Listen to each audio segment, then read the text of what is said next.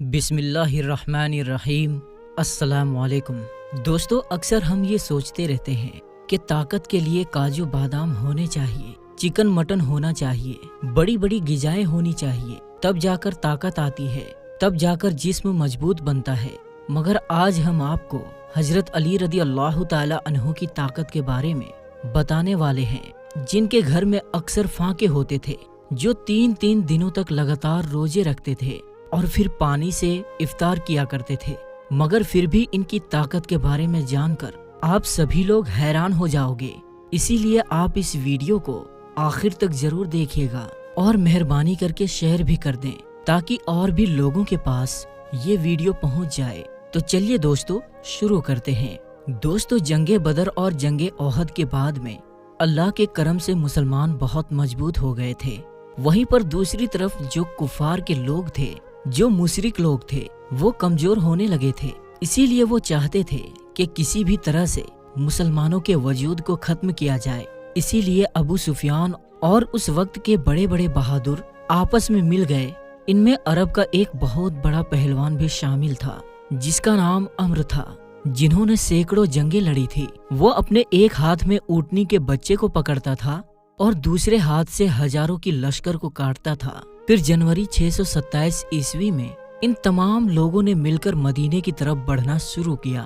اس بات کا علم جب رسول خدا صلی اللہ تعالی علیہ وسلم کو ہوا تو آپ نے اپنے تمام اصحاب کو بلایا اور فرمانے لگے کہ ایک طرف عرب کے سارے مشرک اور کفار ہیں، وہیں پر دوسری طرف ہم اتنے سے مسلمان ہیں۔ بس اب اللہ کی طرف سے یہ فیصلہ ہوگا کہ حق اور باطل کیا ہے۔ سارے اصحاب یہ سوچتے رہے کہ اتنی بڑی فوج کا ہم مقابلہ کیسے کریں گے۔ اتنے میں سلمان فارسی رضی اللہ تعالی عنہ نے فرمایا، اے اللہ کے رسول، ہمارے مدینے کو تین طرف سے پہاڑوں نے گھیر رکھا ہے اور صرف ایک طرف سے آنے جانے کا راستہ بنا ہوا ہے۔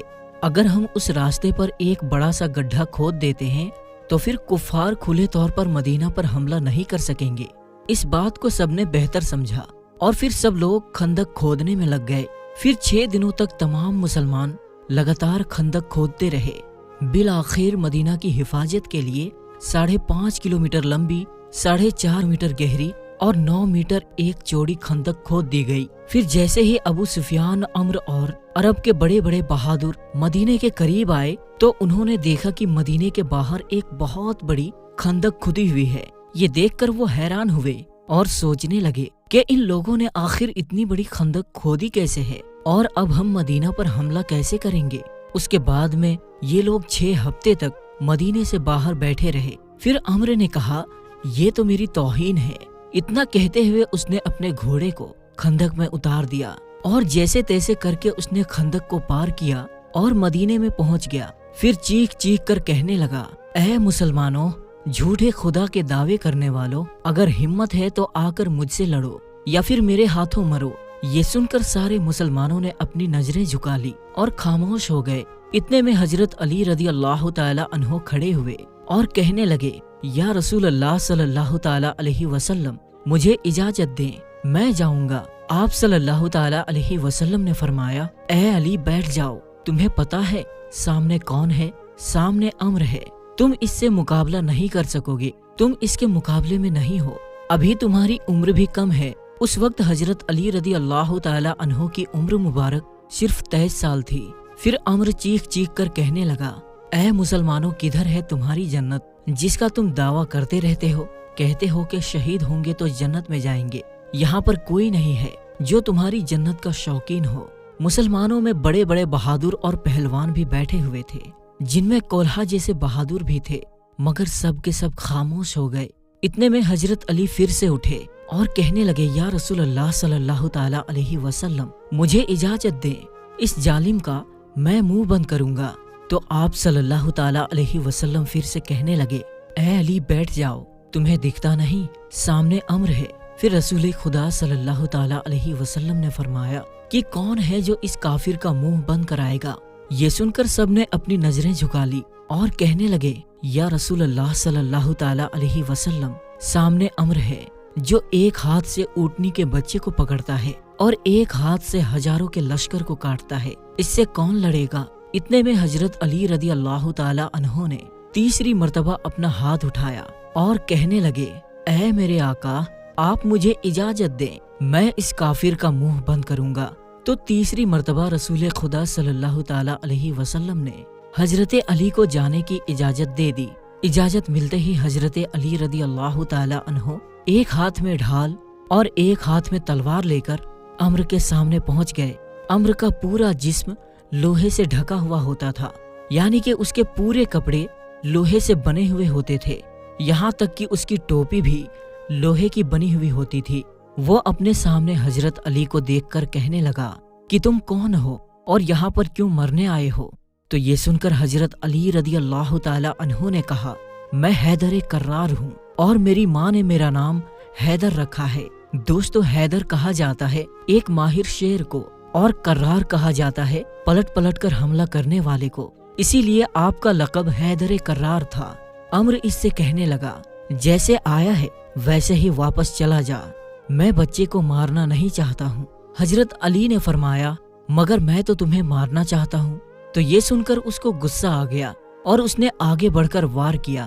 حضرت علی نے اس کے وار کو اپنے ڈھال پر روکا، پھر اس نے آپ پر 3 وار کیے، آپ نے اس کے تینوں واروں کو روک لیا، پھر اس نے حضرت علی پر ایک زوردار وار کیا جس سے آپ کے ڈھال کے 2 ٹکڑے ہو گئے اور اس کی تلوار جا کر آپ کے کندھے پر لگی، یعنی کہ آپ کا کندھا زخمی ہو گیا۔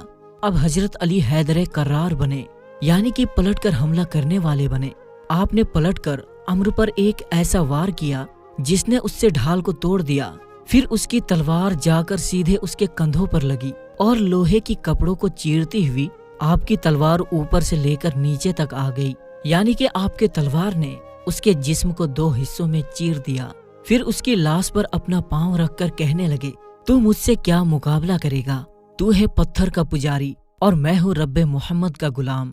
دوستو اس کے بعد رسول خدا صلی اللہ تعالی علیہ وسلم اپنے کچھ صحابہ اکرام کے ساتھ یہودیوں کے قلعے پر پہنچے۔ یہودی اس قلعے میں رہ کر مسلمانوں کے خلاف سازش رچا کرتے تھے۔ آپ کا قافلہ یہودیوں کے قلعے کے پاس 7 دنوں تک رکا رہا۔ صبح لڑائی ہوتی اور شام کو ختم ہو جاتی، لیکن کوئی نتیجہ نہیں نکل رہا تھا۔ یہ دیکھ کر اللہ کے رسول صلی اللہ تعالی علیہ وسلم نے اگلے دن سارے اصحاب کو جمع کیا اور ارشاد فرمایا کہ کل کی صبح میں اسلامی پرچم میں اس کے ہاتھ میں دوں گا جسے اللہ اور اللہ کے رسول خوب محبت کرتے ہیں، اور وہ بھی اللہ اس کے رسول سے خوب محبت کرتا ہے۔ یہ سن کر سارے صحابہ اکرام رضی اللہ تعالی عنہ رات بھر نہ سو سکے۔ وہ اسی سوچ میں تھے کہ صبح یہ اسلامی پرچم کس کے ہاتھ میں ہوگا۔ اس کے بعد صبح ہوئی، سب کے سب جمع ہوئے اور رسول خدا صلی اللہ تعالی علیہ وسلم نے مجمع پر ایک نظر ڈالی۔ آپ کو اس میں حضرت علی رضی اللہ تعالی عنہ نظر نہیں آئے، تو یہ دیکھ کر آپ نے پوچھا کہ علی کہاں ہے؟ ان میں سے کسی نے کہا یا رسول اللہ علی کی آنکھوں میں جلن ہو رہی ہے، وہ بیمار ہے۔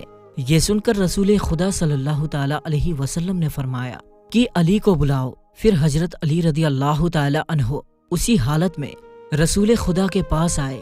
اس وقت آپ کو تیز بخار تھا۔ یہ دیکھ کر اللہ کے نبی نے اپنا لعاب مبارک حضرت علی کی آنکھوں پر لگایا اور پھر اسلامی جھنڈا حضرت علی کے ہاتھوں میں تھما دیا اور فرمانے لگے اے علی جاؤ، اللہ اور اس کے رسول ہمارے ہاتھ فتح رکھے۔ دوستو اس کے بعد حضرت علی اسی حالت میں اسلامی جھنڈا لے کر یہودیوں کے قلعے کی طرف چل دیتے ہیں۔ صحابہ اکرام رضی اللہ تعالی عنہ جب حضرت علی کو دیکھتے ہیں تو ان میں بھی جوش بھر آتا ہے۔ حضرت علی جیسے ہی یہودیوں کے قلعے کے پاس پہنچے تو آپ نے دیکھا کہ اس قلعے کا جو مین دروازہ ہے وہ بہت بڑا ہے، وہ بند ہے۔ حضرت علی رضی اللہ تعالی عنہ نے ایک ہاتھ سے تلوار چلانا شروع کر دی اور ایک ہاتھ سے اس دروازے کو ہلایا اور اکھاڑ لیا، اور صحابہ اکرام سے کہنے لگے کہ آپ سب قلعے کے اندر داخل ہو جاؤ۔ پھر حضرت علی ایک ہاتھ سے اس وقت تک دروازے کو اٹھائے رکھا جب تک کہ تقریباً 600 صحابہ اکرام قلعے کے اندر داخل نہ ہوئے۔ پھر جب سارے صحابہ اکرام قلعے کے اندر داخل ہو گئے تو پھر حضرت علی نے اس دروازے کو اتنی زور سے دور پھینکا کہ وہ کئی گز دور جا کر گرا۔ تو دوستو جس کی طاقت 70 لوگوں کے برابر تھی وہ حضرت مولا علی رضی اللہ تعالی عنہ تھے۔ اس لیے تو ہم اپنے بچوں کو یہ سکھاتے ہیں کہ کبھی کوئی وزن چیز نہ اٹھے تو یا علی کہہ کر اٹھا لیا کرو، کیونکہ یا علی کہنے سے بازو تمہارے ہوں گے مگر قوت حیدری تم پر آ جائے گی۔ تو میرے دوستو، ہم امید کرتے ہیں کہ آج کی ہماری یہ ویڈیو آپ کو ضرور پسند آئی ہوگی۔ تو ویڈیو پسند آنے کی صورت میں ویڈیو کو لائک شیئر ضرور کریں۔ تو دوستو، ہم ملتے ہیں پھر ایک نئی اور اچھی ویڈیو کے ساتھ، تب تک کے لیے السلام علیکم، اللہ حافظ۔